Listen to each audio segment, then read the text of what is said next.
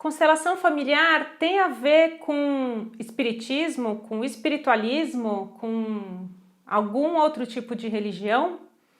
Essa é uma das perguntas que eu mais recebo e eu quero já logo deixar claro que não. Constelação familiar não tem nada a ver com religião. E é esse o tema que eu quero falar no vídeo de hoje.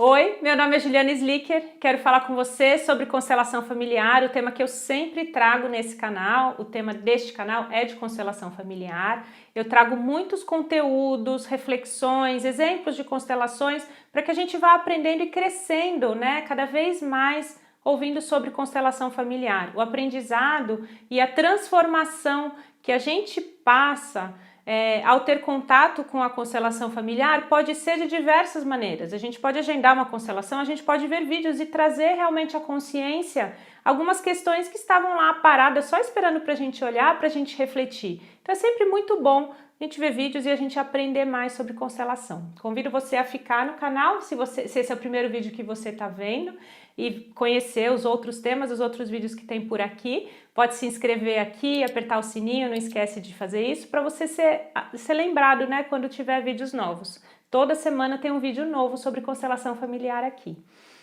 Nessa semana eu quero falar sobre constelação familiar e religião. É um tema que muita gente pergunta e muita gente também tem dúvida, porque parece, né, quando você não faz, nunca participou de uma constelação, nunca participou de um movimento de constelação, ou mesmo se você foi assistir um grupo de constelação e não teve tanta explicação do que aconteceu ali, você pode achar que tem algo de sobrenatural.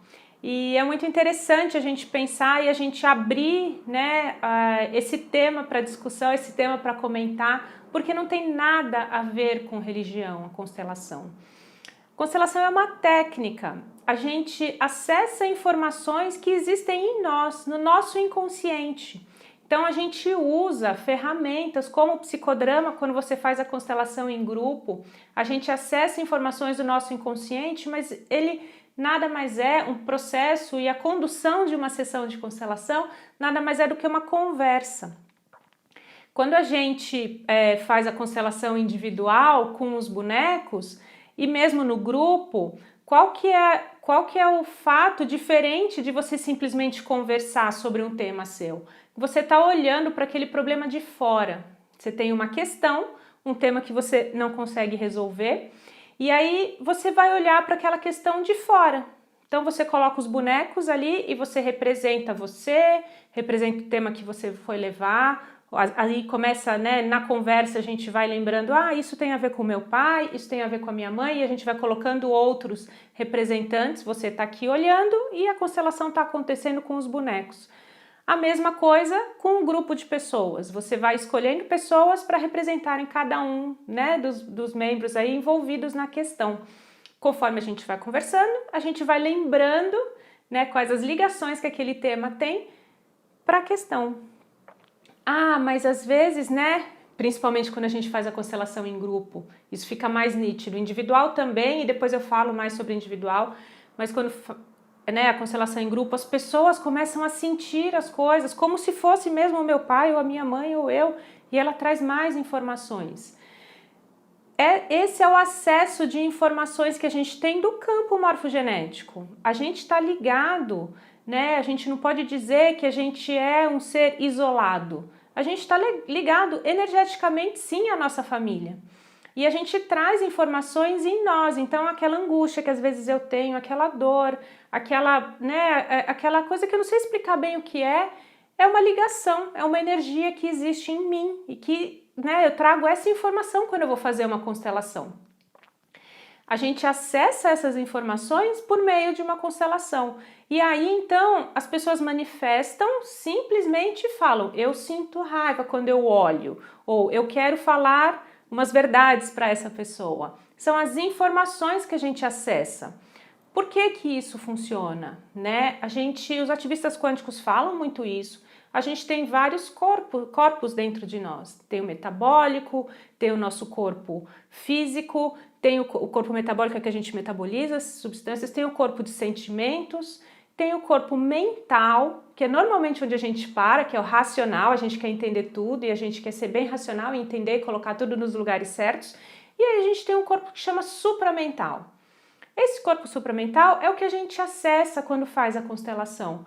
Ele é o que nos liga com a nossa intuição.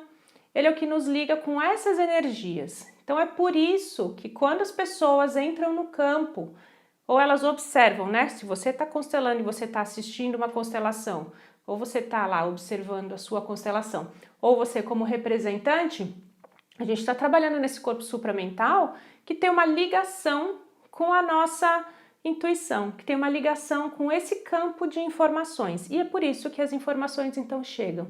Não tem nada de sobrenatural, não tem nada de religião por trás. O que a constelação segue são as ordens do amor. Entender que sempre, dentro do sistema familiar, o que rege é o amor. E o amor precisa de ordem para que ele possa fluir. Então, ao conduzir uma constelação, a gente sempre vai buscar onde está a fonte do amor, onde ela ficou por alguma razão emperrada. Foi uma partida de um continente para o outro, né? No Brasil a gente tem muitas histórias assim, de imigrantes que saíram da guerra e vieram para cá. E aí a gente fala, puxa, nessa partida deixei meus pais, ou né, algum ancestral deixou lá os pais e nunca mais voltou a ver. Isso represa um amor. E aí a gente então vai buscar esse reencontro, a gente vai trazer essa informação para o campo. Tô dando um exemplo, né, de algumas constelações que a gente percebe. Ou às vezes teve um aborto, uma perda de um bebê, então era uma gravidez muito esperada e aí não foi para frente, não evoluiu a gravidez e aquilo gerou uma perda. E aquilo também é uma dor muito grande, que não conseguiu ser elaborada dentro daquele sistema. Ali existe uma fonte de amor que também foi represada. Então a gente vai trazendo as informações que existem no nosso sistema já e que a gente, por alguma razão, está ligada a elas, porque, de novo, é tudo energia e a gente tem essas ligações com as pessoas da nossa família. E é por isso, e é assim que a constelação acontece, ou seja, a gente vai conversando e vai trazendo à tona onde estão, né, os focos de amor e onde às vezes tem um amor que foi represado.